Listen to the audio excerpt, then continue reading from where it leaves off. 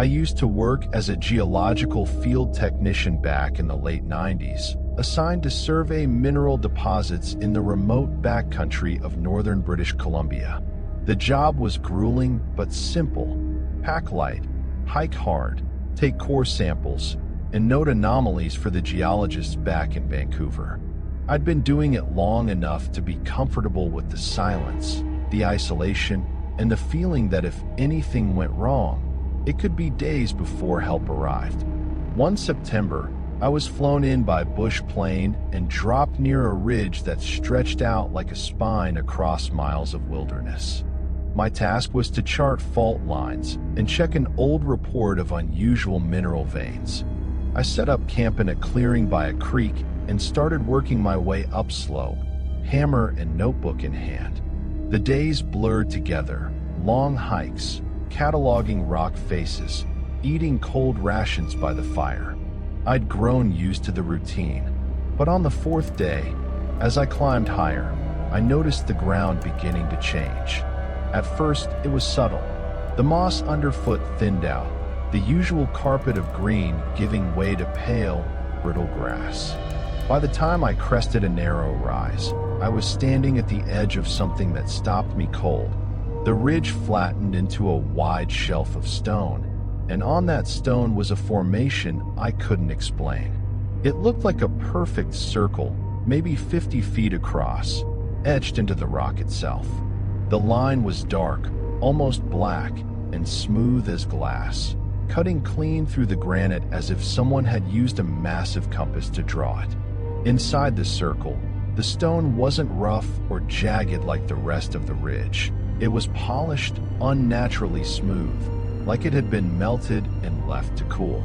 I crouched down, tracing the edge with my fingers. The air inside the circle felt heavier, stiller, as though the wind itself refused to cross over. My chest tightened, and for the first time in years out there, I felt the distinct and uncomfortable sensation that I shouldn't be where I was. Still, the part of me trained to document anomalies pushed forward. I pulled out my field notebook, made sketches, and even tried to chip at the surface with my rock hammer. The steel just bounced back with a dull clang, leaving not so much as a scratch. That shouldn't have been possible. Granite could be fractured, worn, cracked, but this was like striking solid steel. I decided to photograph it. I carried a cheap 35mm camera for the survey, nothing fancy, but reliable enough.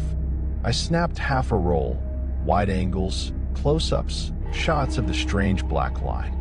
I told myself that whatever it was, the photos would explain it better than I ever could. But the longer I stayed, the more I felt it pressing on me. It wasn't sound, not exactly. More like the thrum of static deep in my bones. My teeth even ached, like I was standing too close to high-voltage wires. The feeling grew until my head started pounding, and I finally stumbled back down the ridge, eager to put as much distance as possible between me and that circle.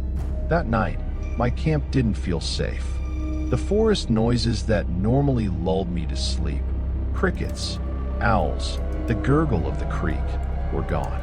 I lay awake in my tent, sweating despite the chill, staring at the nylon ceiling as if something was just waiting on the other side. The next morning, I pushed through exhaustion and made the hike to my extraction point a full day early. When the bush plane finally touched down on the gravel bar, I practically threw my gear into the hold. The pilot gave me a sideways glance, but didn't ask questions. Back in Vancouver, I submitted my samples, my notes, and the roll of film. A week later, I got a call from the office clerk asking if I'd mislabeled the negatives. I wanted to take a look myself.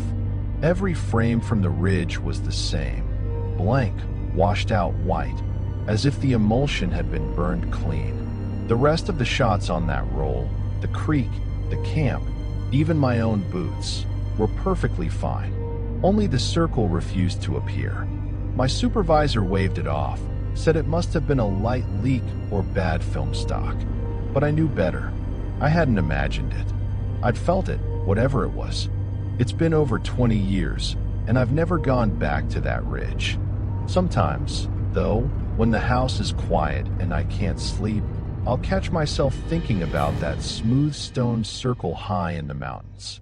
I'll wonder if it's still there, untouched, hidden in the wilderness where no one ever goes.